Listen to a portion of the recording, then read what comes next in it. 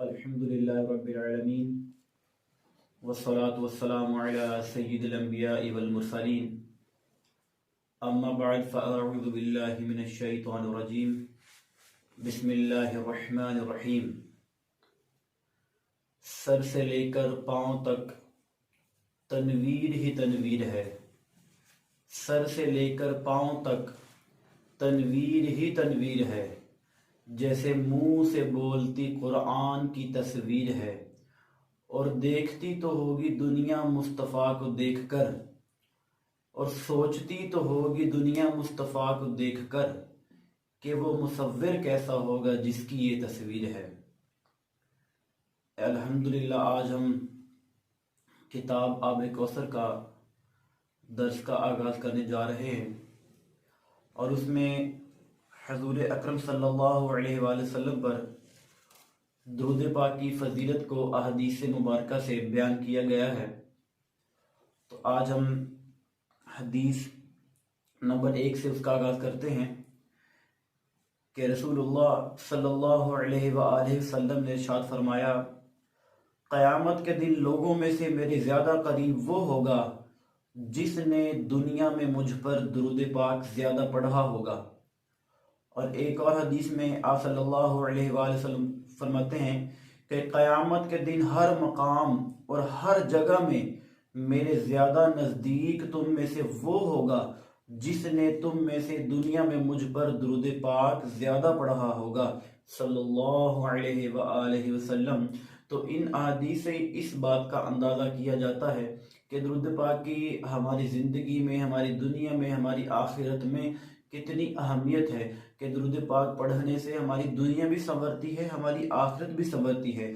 और नबी करीम सल्लल्लाहु अलैहि वसल्लम का फरमान आलिशान है, फरमाया कि जिसने मुझ पर एक मरतबा दुरूद पाक पढ़ा, अल्लाह ताला उस पर 10 रहमतें भेजता है और उसके नामा अमाल में 10 नेकियां लिख देता है। और एक हदीस में आता है कि सैयदना अबू तलहा रज़ियल्लाहु अन्हु ने फरमाया कि मैं एक दिन दरबार नबूवत में हाजिर हुआ तो मैंने अपने आका मौला रहमत आलम सल्लल्लाहु अलैहि वसल्लम को इतना खुश और हशाश बशाश देखा कि मैंने ऐसा कभी नहीं देखा।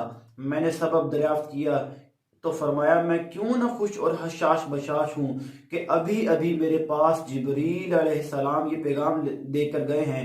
अल्लाह फरमाता है, ए महबूब, क्या आप इस बात पर राजी नहीं कि आपका कोई जरा तवज्जो फरमाइएगा अल्फाज पे। अगर आपको काम काज कर रहे हैं, साथ वीडियो देख रहे हो, तो जरा तवज्जो फरमाइएगा काम काज छोड़ के।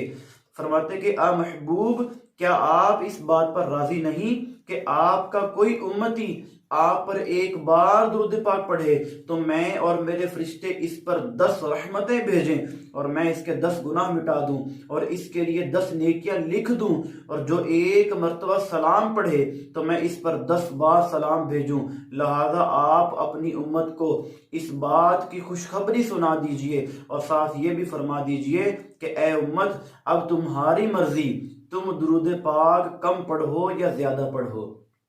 तो देखिए, दुरूद पाक के फ़ज़ाइल कमालात कितने ज़्यादा फ़ज़ाइल कमालात हैं। लेकिन मैंने बहुत सारे ऐसे मामलात देखे हैं कि कोई शख्स ऐसा था कि जिसके कोई काम नहीं बन रहा था या कुछ नहीं हो रहा था, परेशानी थी। जैसे ही उसने अपनी ज़िंदगी में दुरूद पाक को शामिल किया, वो दुरूद पाक अपनी ज़िंदगी में लेके आया, तो उसने खुद देखा कि उसके हालात कहाँ से कहाँ जा रहे थे और किस तरफ अच्छाई की तरफ चलना शुरू हो गए। और एक मरतबा तो यूँ हुआ कि मुझे किसी का मैसेज आया, उन्होंने कहा कि किसी की तबीयत ख़राब है तो उनके लिए दुआ करवा दीजिए। तो उनके दुरूद पाक मैंने एक वजीफ़ा बताया।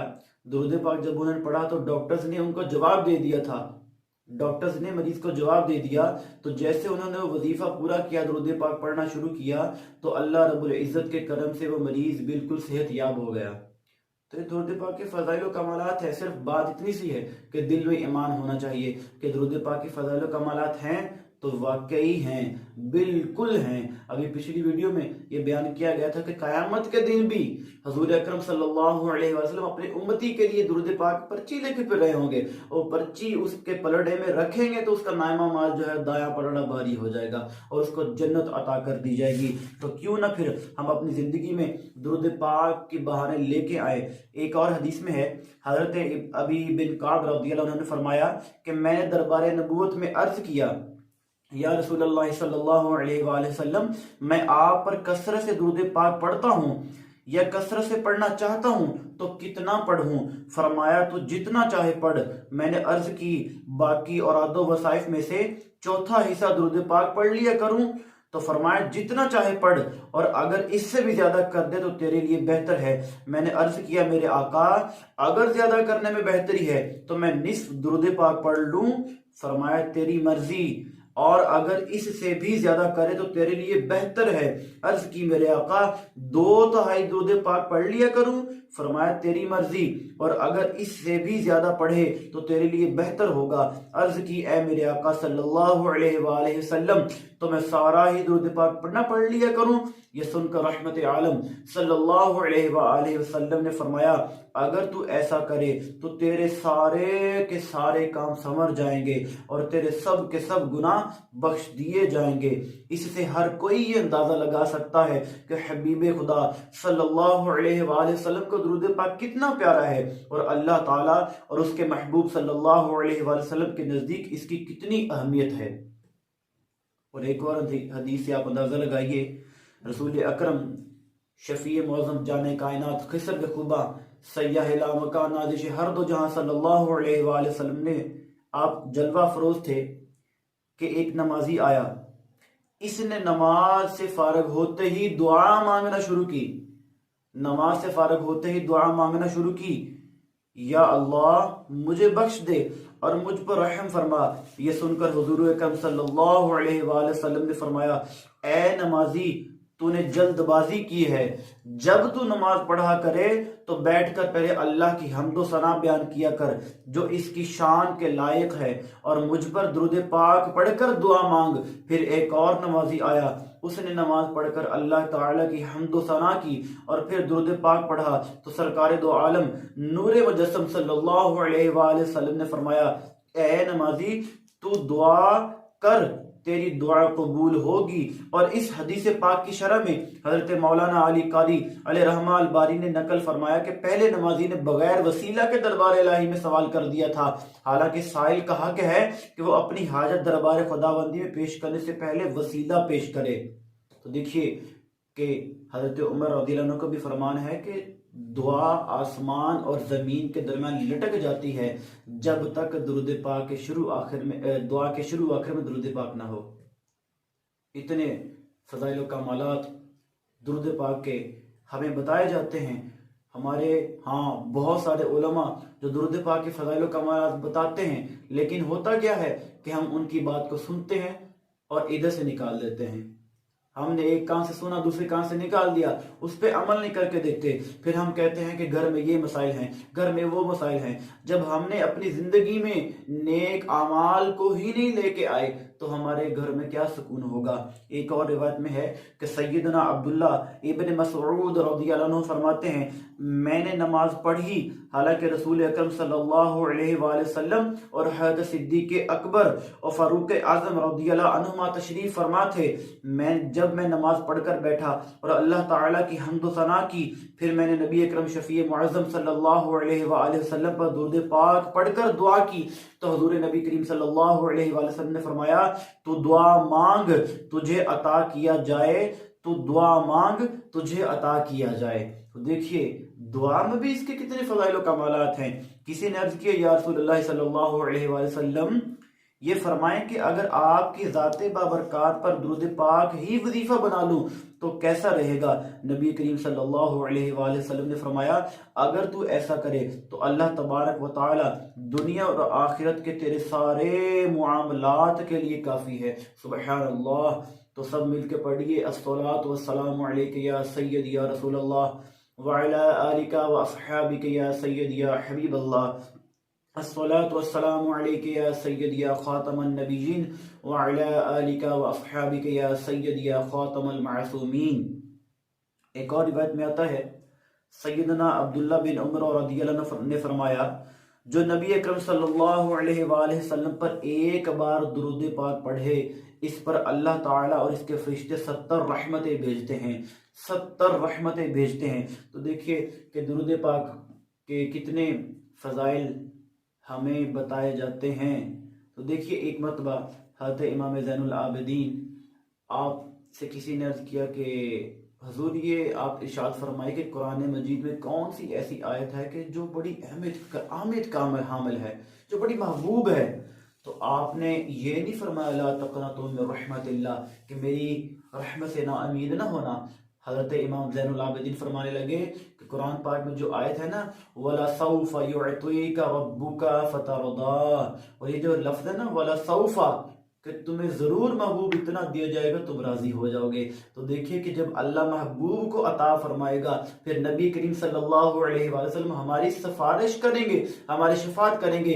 तो वो हबीब करीम सल्लल्लाहु अलैहि वसल्लम जो हमारी शफात करेंगे, हमारी सिफारिश करेंगे, जो गारों में जाके हमारे लिए रोते रहे, जो गारों में जाके दुआएं करते रहे, rabbi humbly उम्मती, rabbi humbly उम्मती, rabbi humbly उम्मती। जब नबी करीम सल्लल्लाहु अलैहि वसल्लम इस दुनिया में तशरीफ फरमा हुए, सैयदा आमिना फरमाती हैं हुजूर अकरम सल्लल्लाहु अलैहि वसल्लम सजदे में गए और सजदे में जाके फरमाते हैं रब्बि हबली उम्मती, रब्बि हबली उम्मती।